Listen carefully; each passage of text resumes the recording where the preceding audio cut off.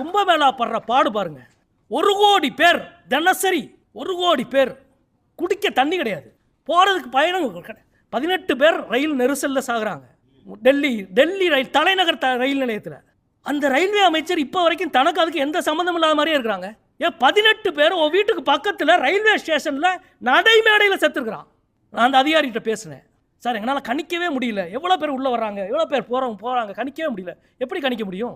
இவ்வளவு 1000 மக்கள் திரளுகிற பொழுது அதற்கான ஒரு சிறப்பு ஏற்பாட்டை நீ செய்தால் தானே கணிக்க முடியும். பிரயாக்ராஜ் ரயில் நிலையத்தை மூடி 12 நாள் ஆச்சு. கும்பமேளா நடக்கிற அந்த ரயில் நிலையத்தை மூடி 12 நாள் ஆச்சு.